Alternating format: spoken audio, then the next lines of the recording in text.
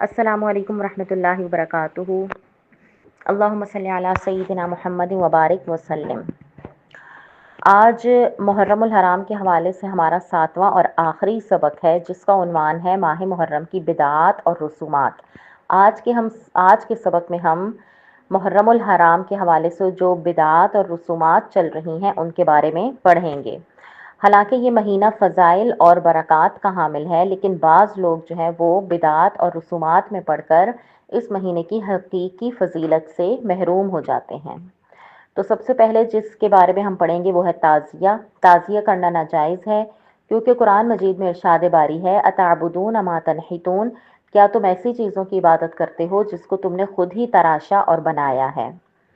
اب ظاہر ہے تعزیہ انسان اپنے ہاتھ سے تراش کر بناتا ہے، پھر اس کی منت مانتے ہیں، اس سے مرادیں مانی جاتی ہیں، اس کے سامنے اولاد وغیرہ کی صحت کی دعائیں کی جاتی ہیں، اس کو سجدہ کیا جاتا ہے، اور اس کی زیارت کو امام حسین رضی اللہ تعالیٰ عنہ کی زیارت کے بالمقابل سمجھا جاتا ہے۔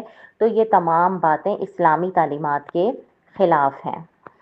اور اس کے ساتھ ساتھ مجالس منعقد کی جاتی ہیں، ماتم کیا جاتا ہے، نوحہ کیا جاتا ہے، تو یہ سب جو ہے یہ روافظ کے مشابہ ہے، اور کسی قوم سے مشابہت اختیار کرنے والا انہی کے ساتھ اٹھایا جائے گا، جیسا کہ حدیث شریف میں آتا ہے من تشبہ بقوم فہو منہم، جس نے کسی قوم سے مشابہت اختیار کی تو وہ انہی میں اٹھایا جائے گا۔ اب یہ تمام کام کرنا، جیسے آہ و بکا کرنا، رنج و علم کرنا یا مرثیہ خوانی کرنا، تو یہ تمام چیزیں جو ہیں یہ مسلمانوں کی شایع نشان نہیں۔ اگر ایسا ہوتا تو پھر تو آپ صلی اللہ علیہ وسلم کے یوم وفات کے دن یہ تمام باتیں کی جاتی، لیکن یہ چیزیں جائز نہیں، لہٰذا ایسا کچھ بھی نہیں کرنا چاہیے۔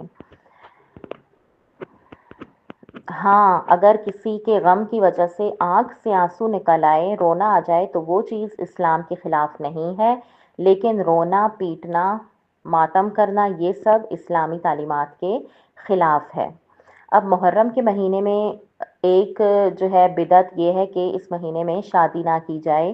تو بعض لوگوں میں یہ بات مشہور ہو گئی ہے کہ محرم کے مہینے میں، خصوصاً محرم کے شروع کے 10 دنوں میں شادی بیاہ اور خوشی کی تقریبات وغیرہ کرنا حرام ہے، اور اس مہینے میں خوشی کی تقریبات کرنے سے خیر و برکت نہیں ہوتی اور وہ کام منحوس ہو جاتا ہے۔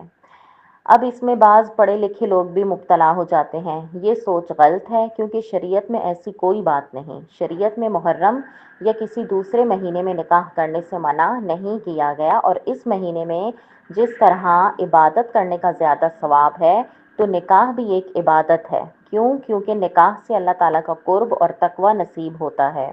جیسا کہ ایک حدیث شریف میں ہے کہ جب آدمی شادی کرتا ہے تو اس کا آدھا دین مکمل ہو جاتا ہے، تو اس کو چاہیے کہ باقی آدھے کے معاملے میں اللہ تعالیٰ سے ڈرے۔ لہٰذا اس مہینے میں نکاح کرنا بالکل جائز ہے، جس طرح اور مہینوں میں نکاح کرنا جائز ہے، اور اسی طرح سے ثواب کا کام ہے جس طرح اور مہینوں میں ثواب کا کام ہے۔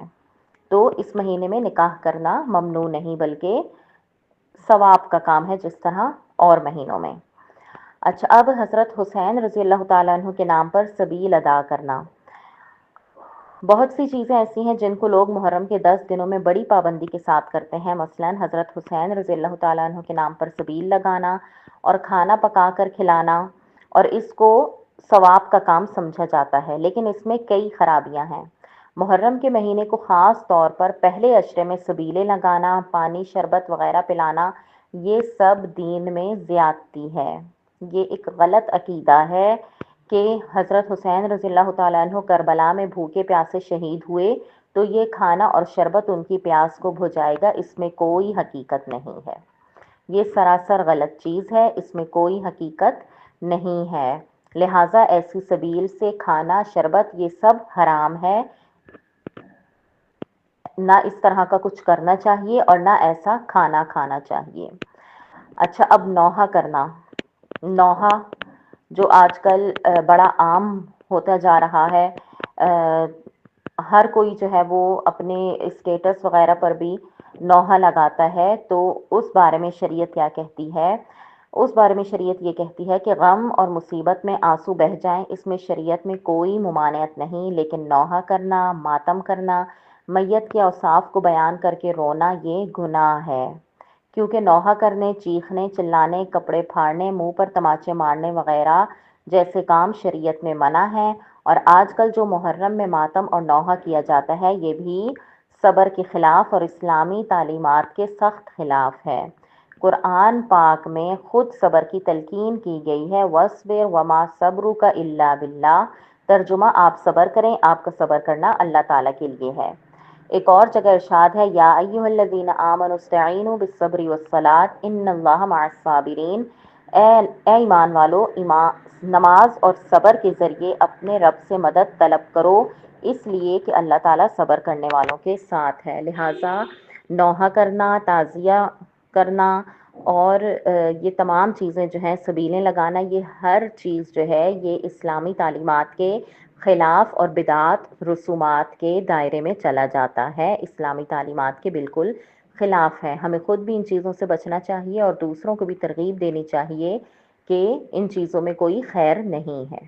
وآخر دعوانا ان الحمد للہ رب العالمین۔